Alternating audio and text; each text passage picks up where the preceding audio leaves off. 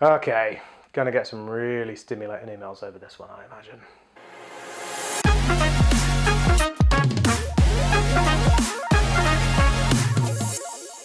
Hello and welcome to the HEMA Show. I, like always, am your host Stuart. This is edited by Andy. Say hi, Andy. Okay, so today's episode is potentially going to be a contentious one, so buckle in. Basically, what we're discussing today is, should the government be able to control our weapons? Honestly, yeah. Traitor! I know this is an incredibly unpopular opinion, but yeah, definitely, 100%. We should be granted licenses for these things. Not for the reasons that you think, but I really would support any governmental oversight of HEMA weapons.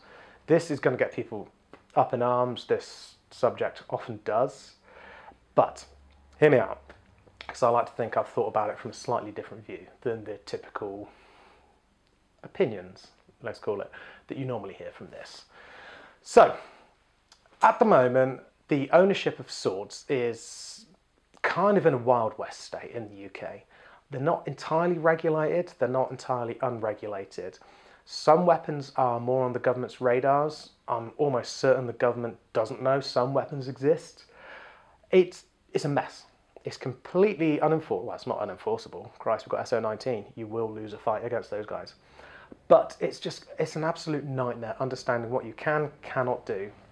And my main concern, why I think that the government or some sort of governing body or an authority body should grant us licenses for our weapons, is simply this, is we need to proactively have an engagement with the government so that we can have licensing on our terms. At the moment, it's basically unlicensed. And my main concern is it will only take one incident, one incredibly public incident, and then it's all going to go tits up completely. If somebody, for example, loses their nut or has some sort of agenda or just does something, and they take a sword to a bunch of people in the middle of a town and go on an absolute frenzy. I know things slightly similar have happened in the past in the UK. A few years ago, we had a lot of hammer attacks in London. A couple of years before that, we had someone with a samurai sword bust into Buckingham Palace. But then the casualty count wasn't really as high as it could have been, thank God. But if somebody really goes postal with a sword in a town, it will go badly for us, because you know for a fact that the government will get heat for these things being fairly loosely regulated, and what will happen is we will receive a knee-jerk response rather than an intelligent, informed response. So at the moment, I feel personally that we're sleepwalking into a situation where something could happen, and as a result, we could be overly controlled, and basically our way of a sport could be killed overnight by somebody doing something stupid. Whereas if we have an open and intelligent and informed decision making process with the government now, we can have it on our terms. If we do it before something happens, we can go to the government as a collective body. And when I say this, I mean as a HEMA body, for example. We could go to the government and say, look, this is what we are doing. This is a longsword. This is an arming sword. This is a messer, rapier, saber, whatever. We can have the whole discussion and be like, look, this is what they are. This is what we use it for. This is what they're made out of. This is their accessibility. This is the amount of effort it takes to use. And we can get them regulated, but on our terms. So what you could do is you could have clubs. Clubs could register with the government, and then a club could hand out a license to customers to be able to buy these things. Much like UCARA works in the UK for airsoft guns. Much of a similar thing. Airsoft sites are licensed by the government, or by the police, I think, same thing, to then give people, once they meet a criteria, to give them a UCARA number, and with that UCARA number they can then buy stuff. Whereas I think something like that would be brilliant in the UK. Not because I'm pro-control or anything like that. No politics around it. This is purely selfish because I know that it's only going to take one mistake. One, essentially, be ready with the bleep counter, Andy, one colossal fuck up and this house of cards will come crumbling down. So I think if we give the government the information and the tools and we work with them, we will have regulation on our terms. Weapons will be accessible. We will still be able to use them. We just need to be able to prove why we use them and do our most to keep them out of the hands of people that are completely unstable. As it is at the moment, I just think we're running the risk of a knee-jerk regulation which will hugely penalise us rather than a proactive regulation on our terms that we control. I think that's really important. It's the same reason why you have insurance for your car when you drive, hopefully. We all do. You don't have an insurance in your car so you can crash it, do you? You have an insurance on your car in the eventuality that you do have a crash. You are covered. Whereas if you don't have insurance, you're screwed. Okay, you're going to get your license taken away. It's the same thing.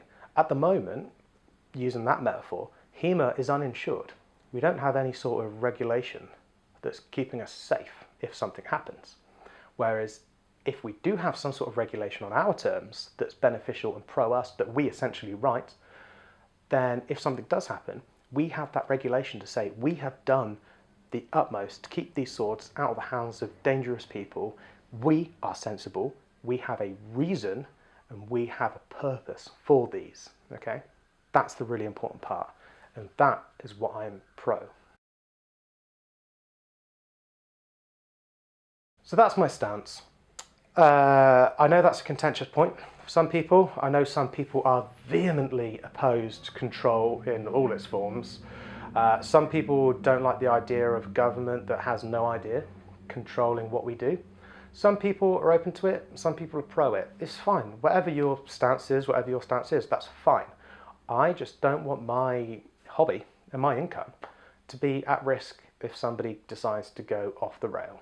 That's my stance. I know it's potentially an unpopular stance, but like I just keep saying, if it's on our terms, we can control it. I don't want a knee-jerk reaction from some Rupert that's in Downing Street. Anyway, that rant over and done with. Let's head over to the Q&A section.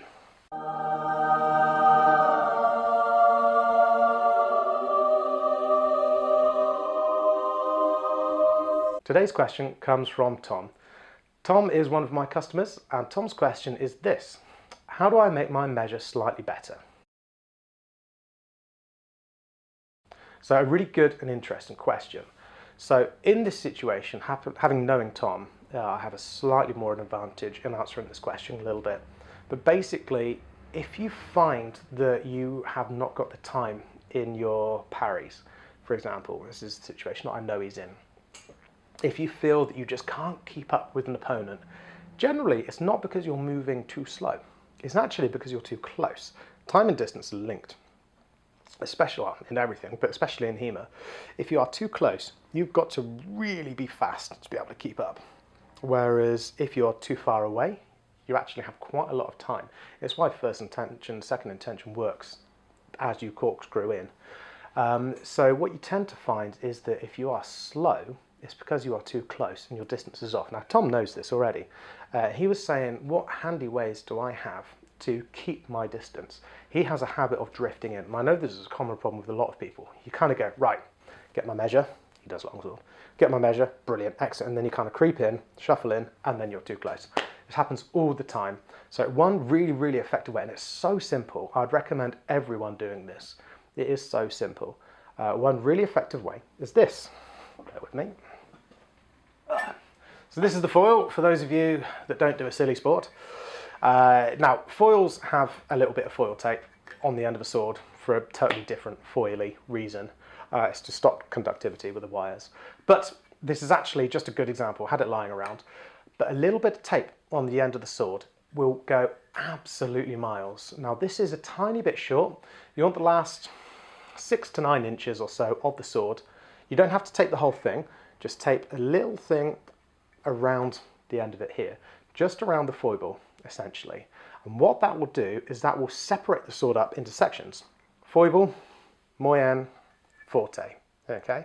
And what that does is that is just a physical reminder on the sword whether you're too far or too close. Now I know this is not going to be in focus at all, but what you can do is you can use this tape as a reminder as you engage someone, first intention on the tape, and then you have a measure, you have a measurement, a fixed point on your blade. If you start engaging and you're down here, you can see, like, oh man, I'm miles past the tape, I'm far too close. Take a step back, take another step back. Okay, I'm in decent engaging position this time. And just having a little bit of tape on your sword, just almost as a measuring stick, as a ruler, will really, really help keep you at distance. It is a physical, visible reminder that it's there. And the tape won't do any damage to the metal. What I generally tend to tell people, and this is something very, very beneficial for Tom, is that first intention, second intention, parry, essentially. Okay, that's the makeup of the blade that I say the timing works the best. That's not set in stone, obviously everything is context based, but with distance, timing is everything, especially if you want to go second intention. If you go too deep too fast, you will not have the time to get that second intention. So just banging a little bit of tape on the blade will help you notice where the first intention, second intention is, and it will hugely, hugely help you not drift in a little bit more. So I hope that helps, and I'll see you next time. Bye. Chef,